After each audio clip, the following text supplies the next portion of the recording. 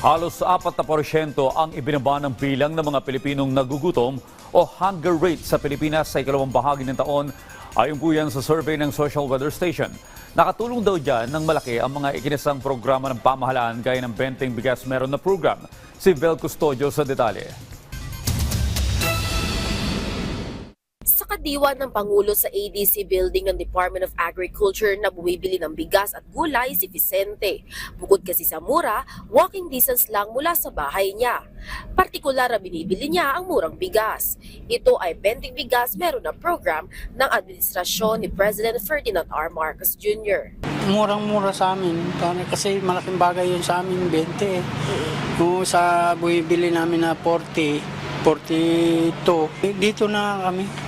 Umpisa ngayon kasi ngayon lang namin alam na may nagsabi sa amin na dito pala daw bili yan. Bigas din ang sadya ni Tampo sa kadiwa. Dahil sa mababang presyo ng rice ay kumpleto ang kanilang pagkain sa isang araw.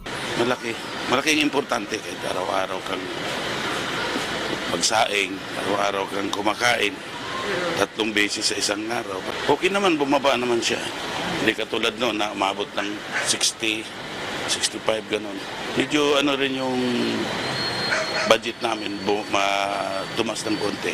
Dahil sa stable na presyo ng bigas, maayos sa supply chain sa pagkain at madaling access sa pagkain, nakakaramdam ng ginhawa ang mga Pilipino. Dumami na rin ang food assistance program kagaya ng kadiwa ng Pangulo. Yan din ang mga posibleng dahilan ng pagbaba ng halos 4% ng hunger rate sa Pilipinas. Bumaba ng 16.1% ang naidalang involuntary hunger nitong second quarter mula sa 20% nitong unang quarter ng 2025. Posibleng epekto rin ng pagbaba ng involuntary hunger ang pagbangon mula sa epekto ng El Nino, pagtaas sa employment rate at paghupa ng krisis sa Middle East.